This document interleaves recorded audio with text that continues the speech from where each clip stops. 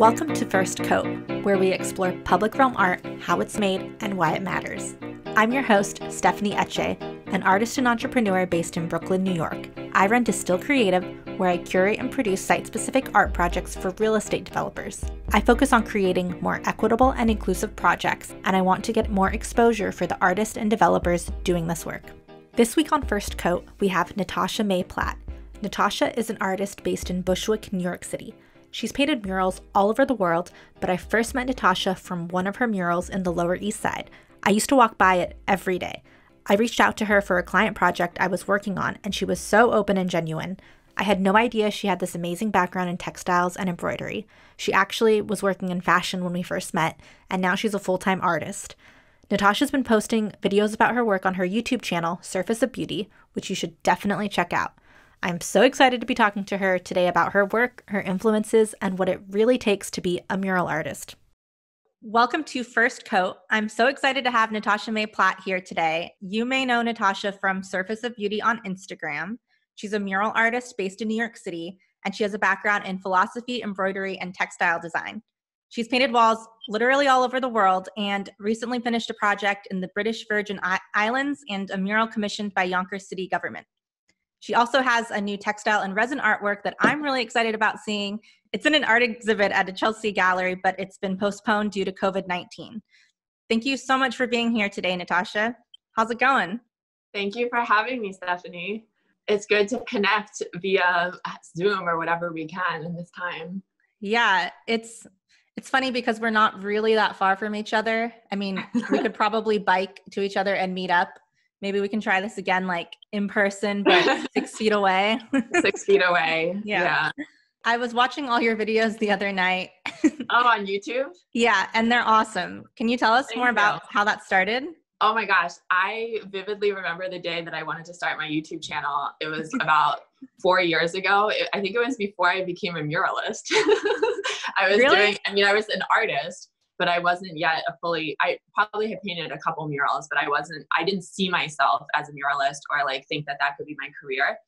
I just realized like YouTube, this is the platform that I can express all these different parts of myself because, like you said, I have this background in philosophy and I have lived in India for a while and, meditation is a really important part of my life. And then I have my artistic practice and then I have my fashion background.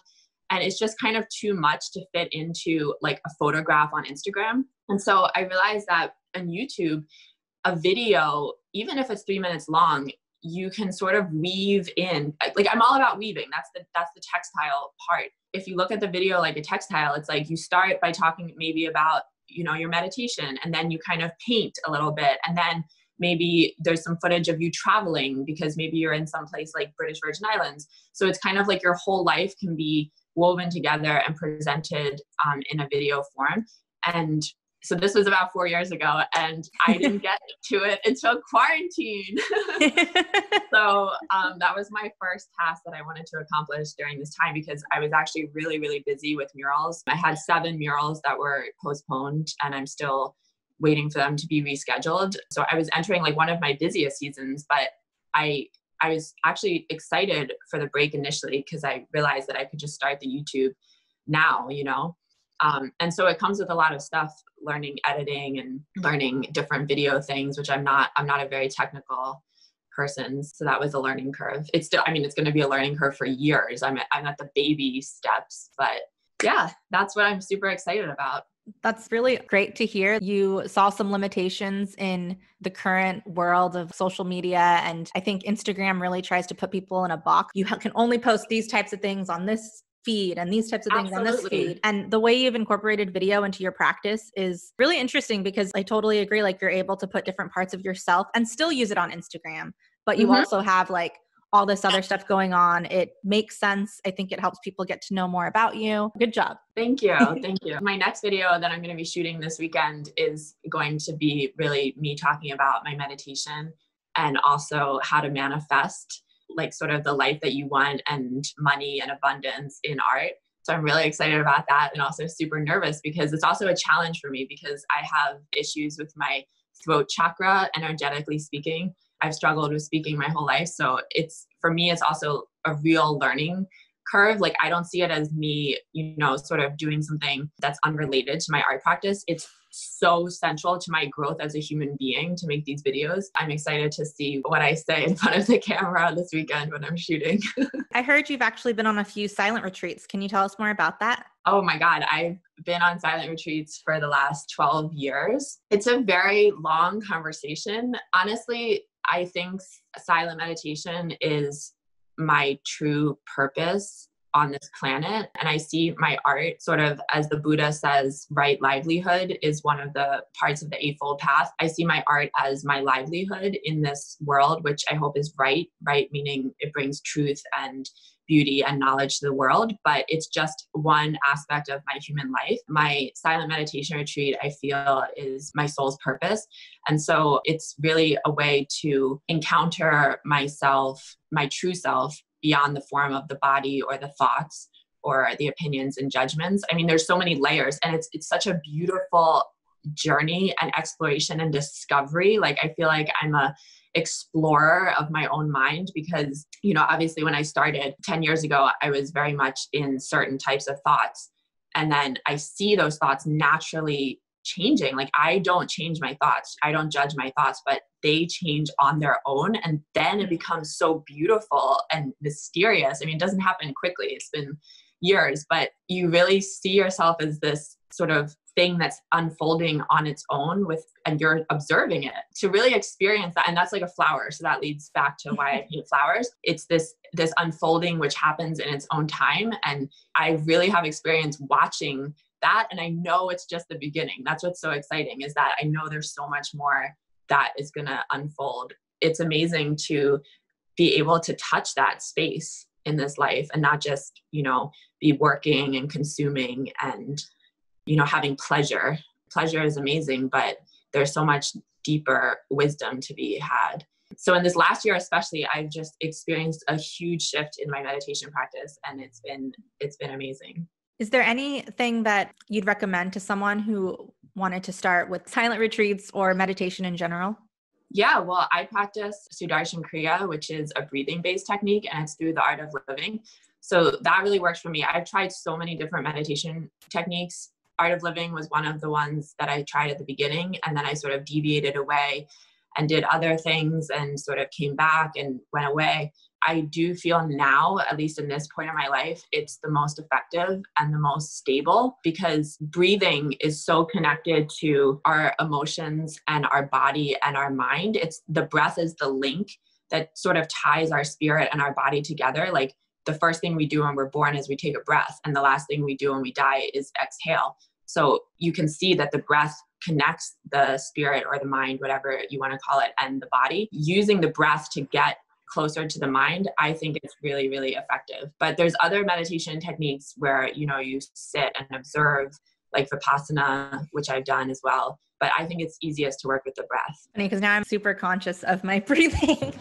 Well, I don't think about my breathing at all in normal life. Like that's enough to drive someone insane.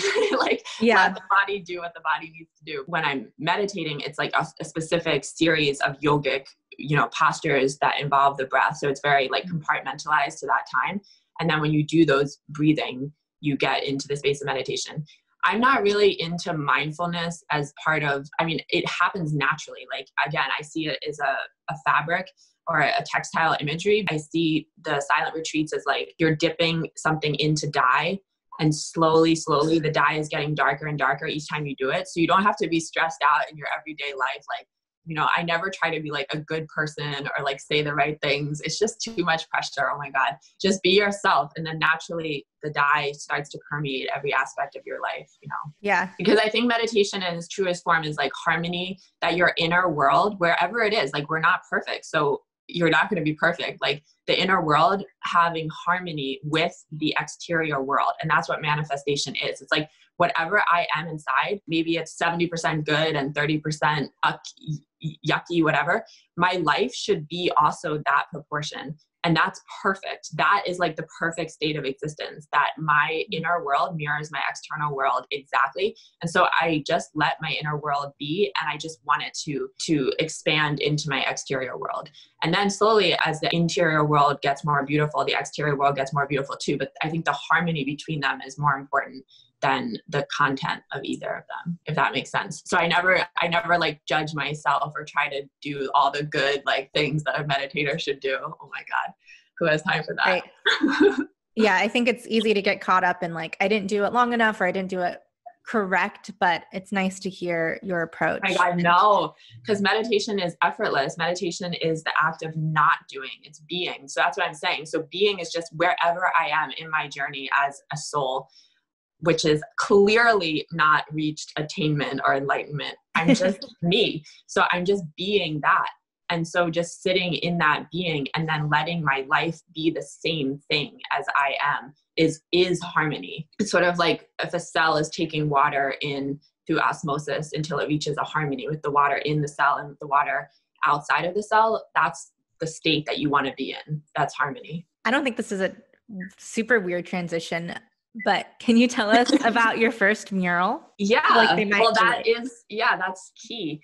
Well, in some ways, it's almost interesting to talk about the first thing I ever made, which basically shows my trauma. Like, I was born into this world having an incredible amount of trauma and fear around making art. Even as a child, I never experienced being a blissfully creative child. So, my first memory of really creating art that was like a disaster for me emotionally was we had to make these clay pots or something in preschool or kindergarten. And I wanted to make a horse because I loved horses and whatever. It didn't look like a horse. Horses are not easy to make out of clay. And I cried so much. And my mom went to the teacher and asked her if I could come after school and make another one, just because I was so upset about how it looked. And she let me, like, she stayed after school. I made a new one. And I remember the second one I made was a tulip. Flowers are much easier to make than horses. So that's why I stick with flowers. No. But so there was a lot of trauma and fear that went through my whole life. And I sort of dabbled in art and then pulled back and dabbled and pulled back. And when I painted my first mural, back to your question, was really coming out of 3 to 4 years of fear and searching and trying to create, but not really finding my way. And I was doing a lot of stuff like face painting and different things to try and just loosen I was working in fashion as my job during that time. But, and then I suddenly had the idea that I wanted to paint a mural, and it was destiny. It was like doors opened because I went on Craigslist, my go-to for everything I need or want in my life. And there was a mural opportunity, and I wrote to them and they replied to me. It was just meant to be, looking back, because there are not very many murals advertised on Craigslist. So the fact that I had the idea to paint a mural and I found it the same day and I was accepted the same day, and it just, the mural was done like 2 days later. Wow. And they asked me back for another one. And since then, I've painted like 4 more murals for them. They're a restaurant. They've expanded as a chain. So we started together and we grew together, and it was a beautiful experience. And then it was pretty effortless from there. But it's just the right time. I went through years of nothing working out. So what's your relationship with textiles and how does it influence your work? So I started as a textile designer. I worked in textiles for 8 years, and I lived in India for 3 of those years, and it's everything. Like, I didn't go to art school or design school. So learning about color, form, composition, symmetry, I learned completely through a textile lens. And it really, really influences how I create my murals. Even simple things, like I notice some artists will cut off a leaf, for example, if like their composition is finished and the leaf is close to the edge of the wall, they'll just cut it off. I never cut off any elements because that's like a sin of high-end fashion. You should have like every element. It's called placement prints. You should have every element whole for all the different parts of the fabric that construct the dress. So I'm very conscious about things like that. And then also the way that I balance color and balance form and balance large and small objects is very much from like a textile design perspective. And layering and also my approach to making murals. I'm not hesitant at all to hire assistants and have other hands working, because I come from a background where making a single embroidered dress, hand embroidery, takes 65 people to make it. So there's no concept of like only one person's hand is pure enough to make this design. It's like we give them the design and they all work together to create and realize this design. And I see my murals as the same way. It's like, I know what the design is, but I can have infinite number of hands helping me to create that. So anyway, so there's a lot of like conceptual things about textiles that I've taken, but also I have this textile practice. Is my studio practice where I work with fibers, and it's more a pure experience of texture and form and color. And that's the piece you were mentioning that's going to be in a group show in Chelsea. It's stripping away textile work to the bare essentials, which is cross stitch embroidery. And that's a sort of exploring the relationship between women in textile and men in textiles, because in India, all of embroidery is done by men. So I'm kind of like stripping away all the layers of culture and looking at textiles in its pure form, and also from a form of color, because it's very, very simple to work with this simple technique, but then I'm like layering different shades and different colors, and I dye all of the fabrics in my bathtub. So I get all these different variations of color. So yeah, it's primarily an exploration of color for me. Yeah, I'm really excited to see that show soon. So hopefully now they're saying it's going to be online. Oh, wow. Okay. It was going to be an amazing show. Like, it's curated by this woman, Natasha May, and she was pulling. So my piece that I made was actually in response to a piece made by Virginia Woolf, the writer, did a cross stitch piece that was evoking water and leaves. There were some floral leaf elements, but then there were also these two naked women bathers. And it's very interesting because she and her sister had a textile practice of cross stitch throughout their lives. Really?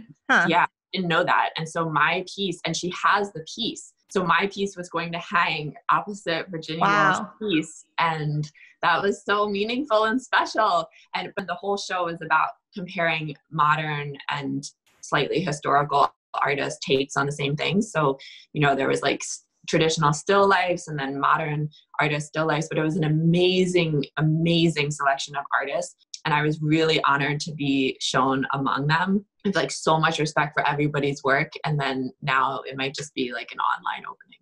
But also my work is going to be, my textile work is going to be displayed in this upcoming September exhibit, a university, I forget the name, in New Jersey, but it's also really cool. Like Cindy Sherman and all these really, and Janine Antonini, they're going to have work there, and my work is going to be there as well. So that's cool. Yeah, that's great. We'll definitely link to those shows in the show notes so people can check them out. It's really nice to hear that you're keeping up your studio practice. When we first met, I went to your show and it was the textile resin work. Yes. Yeah. And it was so cool to see in person. And I hope the show goes up still online so it still happens and they don't just cancel it. But also it's really, I feel like with sculptural work and textile work, you lose a little bit of it when you see it as a flat image, Oh, absolutely. Especially this resin, because I dip the work into resin. And so it's sort of a sculptural block of transparent resin, but there's layers where the textiles are, layers where the paint is. And so it flattens it completely and people can't even understand what it is from an image. So it's very important to see things in person. For sure. Well, I'm sure you'll make us some videos so we'll be able to see it from different sides, maybe. Yeah, exactly. That's the type of thing video is much better at communicating. Are you an artist? Submit your portfolio at distillcreative.com/artist. You'll get on our Distill directory, our artist database, and be considered for upcoming art commissions. On an interview you did for the podcast Everyday Creative People, you talk about being persistent and following up with potential clients. You say, maybe we decide what is the right fit, or maybe we just feel that it's right. How do you decide on which projects to work on, and how do clients find you? This is so interesting. I remember vividly that podcast. That was the first podcast I was ever on. I can't believe you found that. Good research. What point in my life was I? I was really just starting and I wasn't a full-time artist yet. And I have a very different approach now, which I've consciously changed. And so my approach, I think I don't think a lot of people do this, but maybe they do.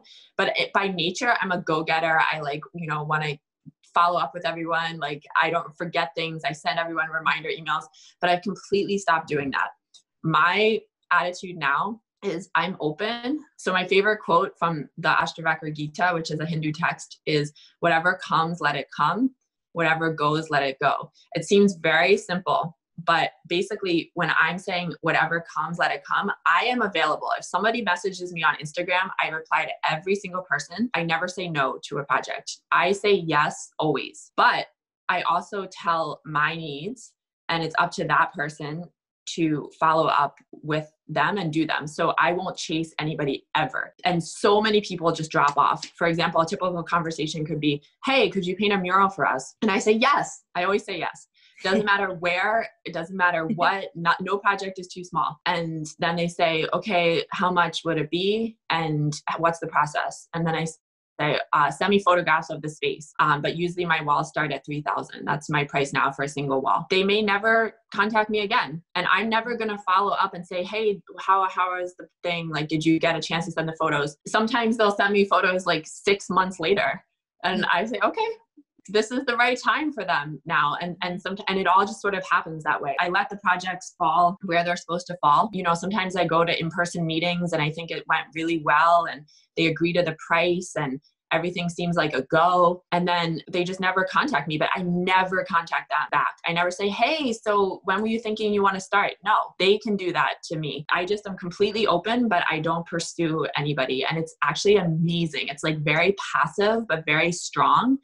And I always say yes. They say, can you also paint the ceiling? And I say yes. And it will be, $4,000 extra. I never say no. I always say yes. And it's up to them to say no to me that, okay, your price is too much. But I always say yes. So that's my attitude now. It's interesting how your approach has changed from when you were kind of just getting out there, getting your name on walls, literally. And then now that you've had a bunch of murals under your belt, you don't really have to chase people down. I mean, I don't think you really ever had to chase people down that much. I think it's a good place to be and a good way to go about things generally. And as a curator, and when I'm looking for artists for projects, like I'm the one trying to get the artist to do something, So like Right. I'm going to be emailing them or calling them. I mean, I don't call people usually. I'm emailing them to get more information, to figure out how much it would cost, get them the information they need, see what they need. And when artists don't respond to me, it's like, okay, they're just not interested. But it's kind of on the client's side, I think, definitely to give the artist everything they need to be able to give a good quote, and also to be persistent with the artists that they want, because a lot of times the clients I'm working for, they want experienced artists, right? Like they want people to know what they're doing. And often those are the artists who are scheduled 6, 12, 2 years in advance. So if I'm not like on top of tracking them down, I might not ever hear from them. And I don't want to say that when people follow up or check in on me, I never consider anyone like desperate or anything like that. But I do think that the way in which an artist interacts with me when I'm reaching out to them, it does kind of show how in demand they are, or how experienced they are. If they're like, yeah, I can start next week, and I haven't given them a budget or a contract. When an artist starts working on projects without a contract, it really bothers me. And I always have to be like, please don't do any work. Like, we don't have a contract for this. As you know, like projects fall through all the time. Yeah. And it's not anyone's fault usually. I mean, sometimes it's the developer's fault in maybe thinking they had something that they didn't. Sometimes the artist has other things that they need to work on that they can't do this project. Yeah. Sometimes I've had artists where they're working on work without any email confirmation or contract. And it's really sad for me because we can't pay artists when they're doing work that wasn't contracted, especially when I'm working for a client, right? Like they're paying me, I'm paying them. There's this whole like thing. So Right. yeah. How would you describe your favorite client? Well, I mean, my most important earliest client who believed in me and gave me a chance is Yumi Kim. And it's just so easy to work with them because I've kept my prices low for them. I've raised them slightly, but I just really appreciate what they've done for me. And so we have this very balanced, chill relationship where they are like, okay, paint the wall. They Venmo me. I don't even see them. It's like, it's not a high pressure thing, but it's my most important mural in some ways because it's of its popularity on Instagram and its location. And also the fact that I can change it every 6 months, and they support that and they believe in that and they're consistent with that. A lot of clients say, oh, we love that model. We want you to paint a mural every 6 months, but they get too busy or distracted. But Yumi Kim is like clockwork. Because they're a fashion company, so they understand seasons. So it's very tied to when their spring collection comes in. They're like, contact Natasha. It just works effortlessly. I think I've painted 7 or 8 versions. I have to go back and count. Wow. At this point, yeah, it's at least that many. I actually lost some of my old murals in this hard drive failure that I had. So I don't have records of all of them, but because I started it really at the beginning. So I lost a few of the earliest ones. But it's a very trusting, I feel that Yumi Kim, well, the woman's name is Kim, but the brand Yumi Kim has the same sort of like open relationship to the world that I do, which is why they believed in me in the beginning. Yeah, they just accept, oh, she wants to paint a mural. We'll let her paint a mural. And then they just continue it. And I love that type of relationship. And I have no contract with them. So I have 2 sides of my personality. I don't like contracts because I think that contracts can be, overturned and then you're going to go to court. And it's like, are you really going to spend this money to, fight out this contract? Of course, with large projects where there's insurance, and for example, the city of Yonkers, it was like a 52-page contract. Oh my God. And I get that, and that's to be expected when you're dealing with any kind of organization, bureaucratic organization. But if it's a small business or a person, an individual, I never write contracts because I believe in trust and I trust them. There are many clients, like I said, who I never follow through on the project with, and they are the untrustworthy people.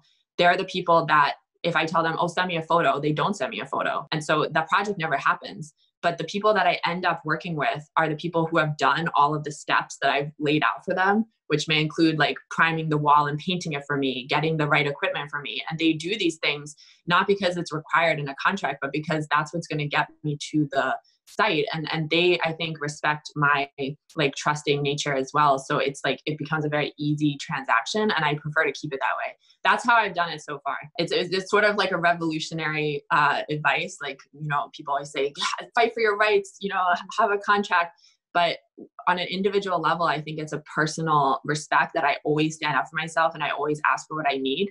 And so I believe that they will pay me, and they always do. I mean, they always love my work so much. Sometimes they give me extra, like really. So that's what it is now. If you talk to me in a year, maybe I'll change again. But I think that's a good distinction though. Like you have kind of your initial question, and if they don't follow up with it, you kind of know where they stand. And then depending on if they're an individual or a small business versus like a government entity or a big developer, those are just 2 different ballgames. And I imagine the budgets are also very different. Sometimes, but you'd be surprised. I was paid like $8,000 for like a small business mural recently. And sometimes these government things, they could be like 6,000 or 7,000. So yeah, I mean, it can be, but it's not really about that. It's interesting. Yeah. On the client side, keeping the contract as simple as possible. That's one thing that drives me nuts with my developer clients. They have these intense contracts and I have to be like, can we just use this like 2-page thing? Like, I know you need something, but it's really intimidating, I think, for an artist. And also the reality is whoever has the most money is going to win anyway. Like you said, most, even an established artist, they still aren't going to have as much money as a huge real estate investment trust or a huge, government entities don't always have as much money right now.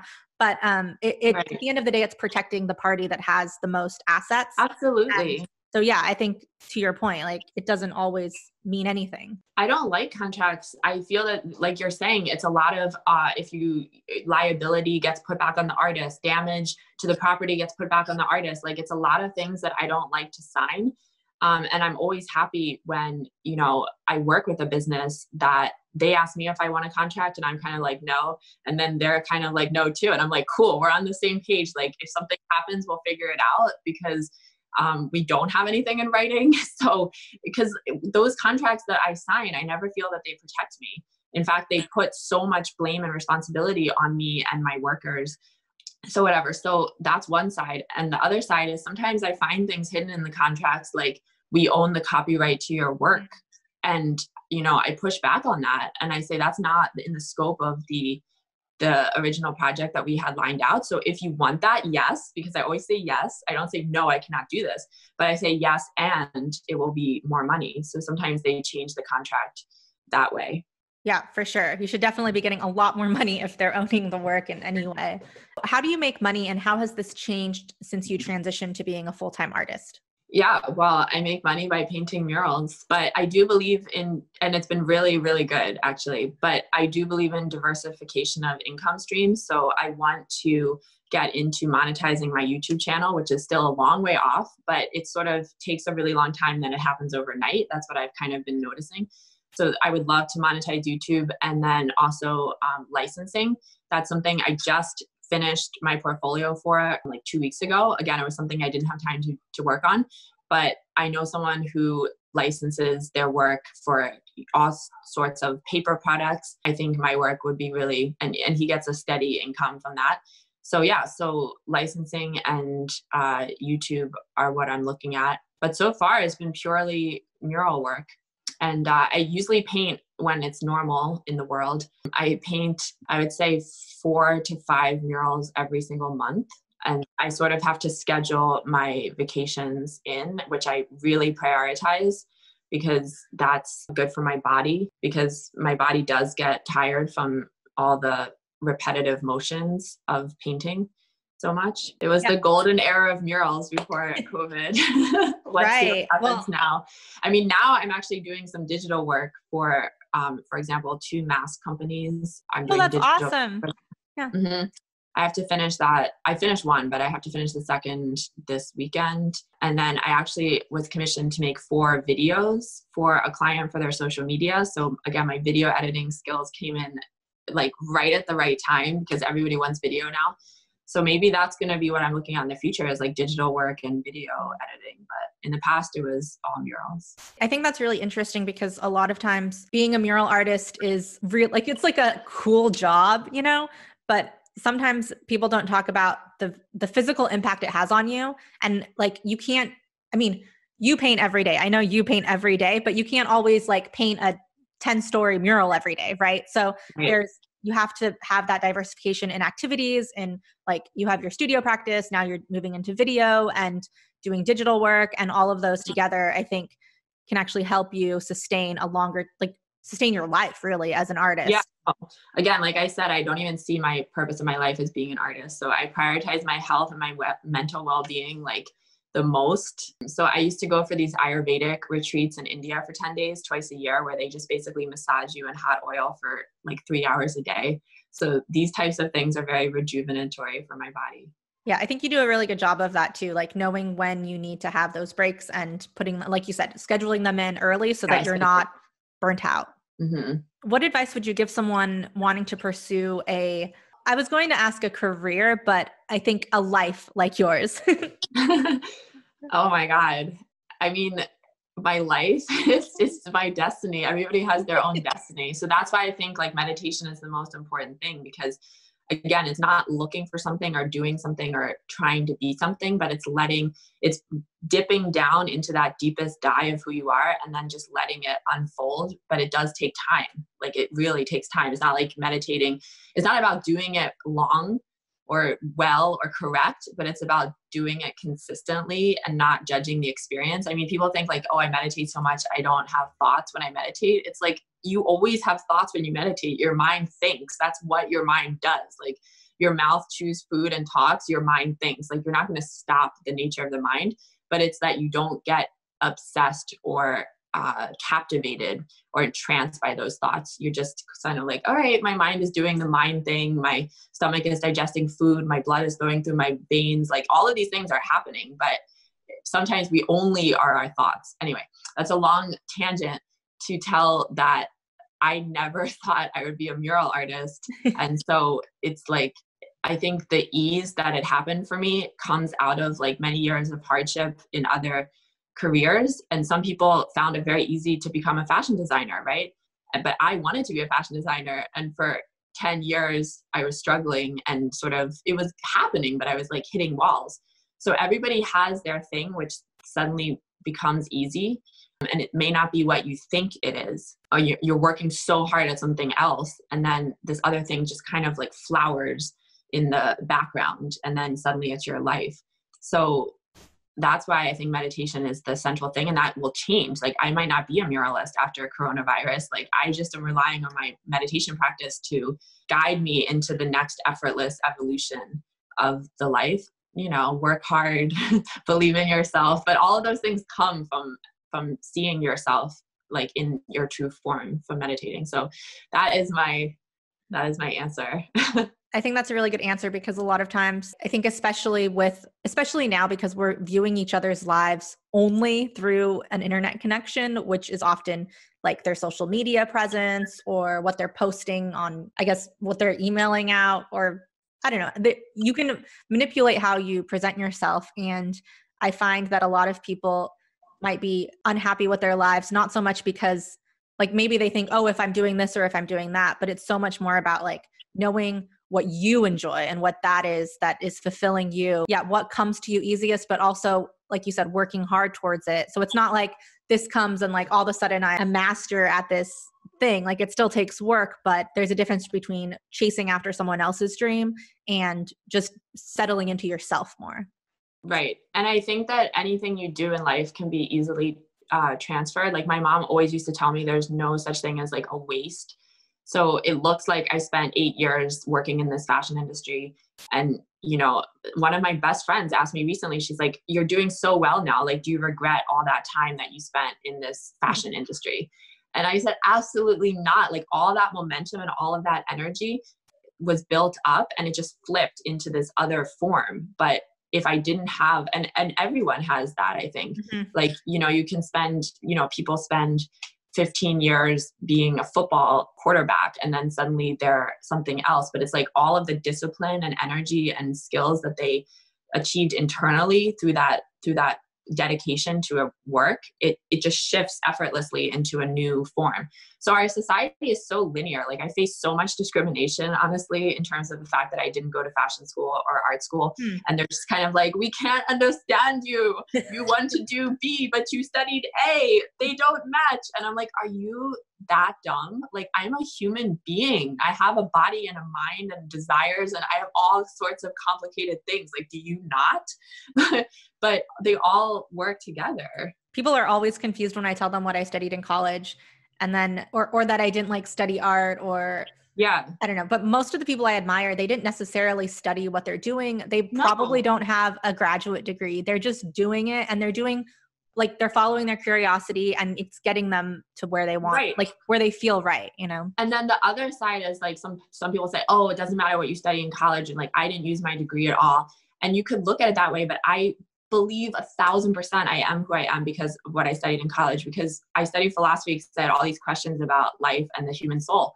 And I wanted to know about it. And that's what I wanted to do at that time. And that has absolutely led me to where I am now in my own life. Like maybe the world cannot see the fruits of that. Like I haven't written a book about philosophy, so they can't make the connection.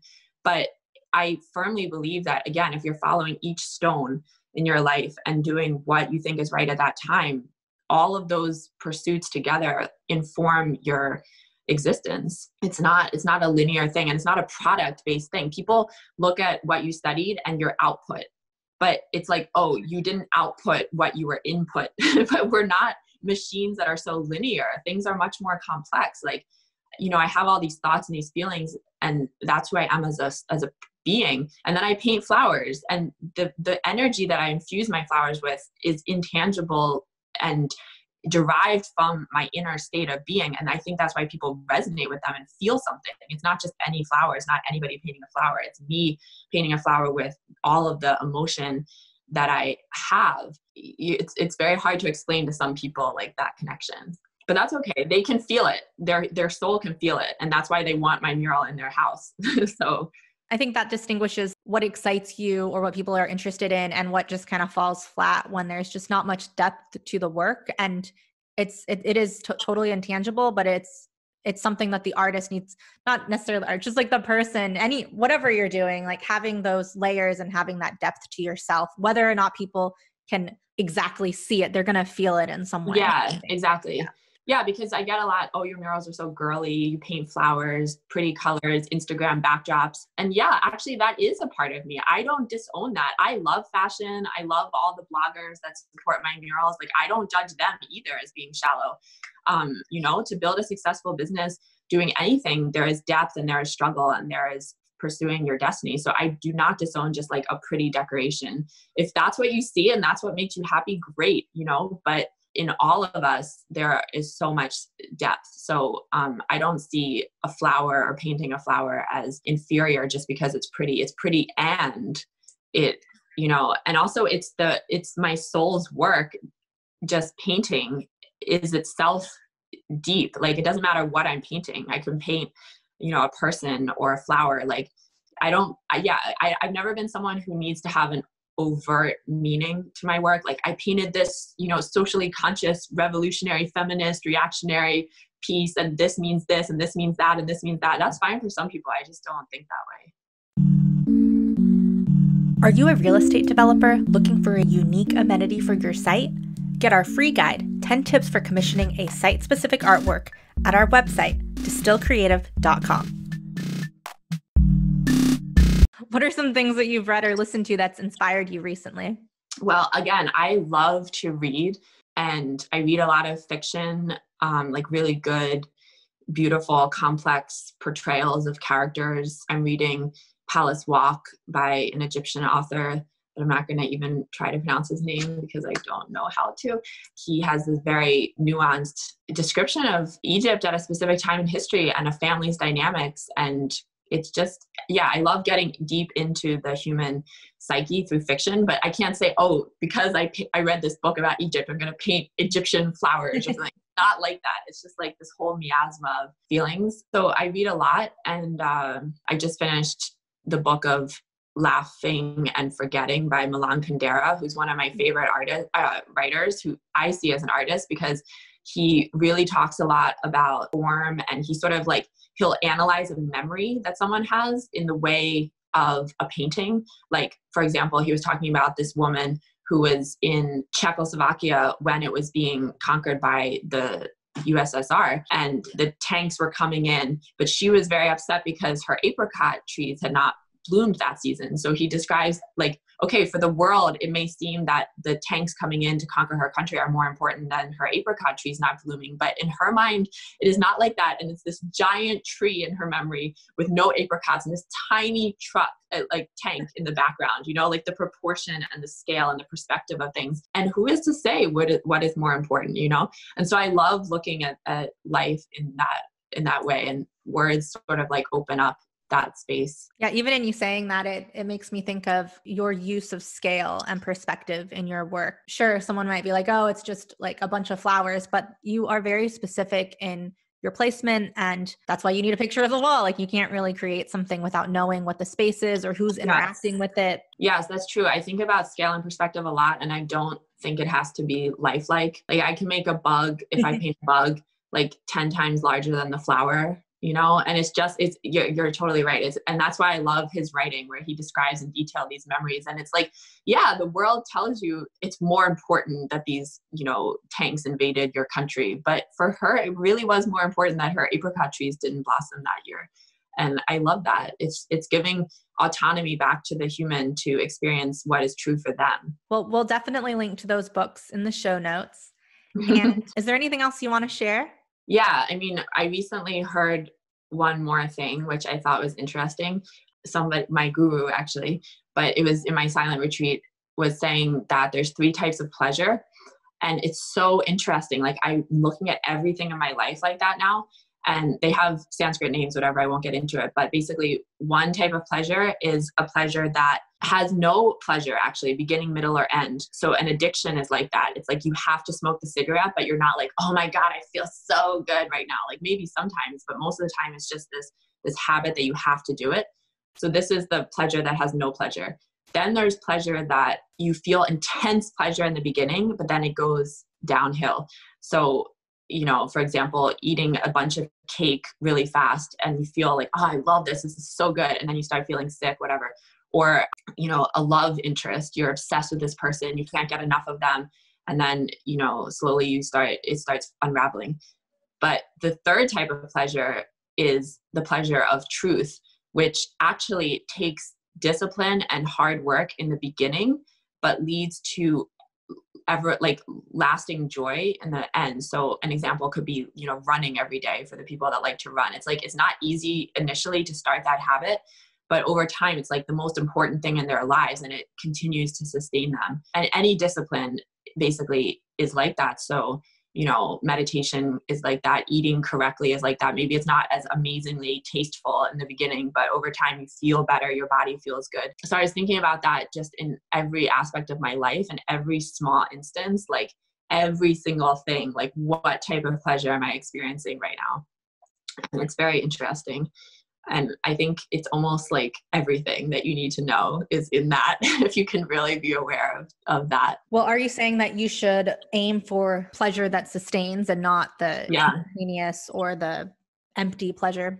Yeah. Yeah. But again, it's like you don't change your actions really, because that creates disharmony. Like I really believe in that. It's not like, oh, I shouldn't eat the cake because it gives me the other kind of, it's like, don't overthink it. It's like, do exactly what is natural to you. But it's just like, just noticing it, you're like, oh, that's interesting.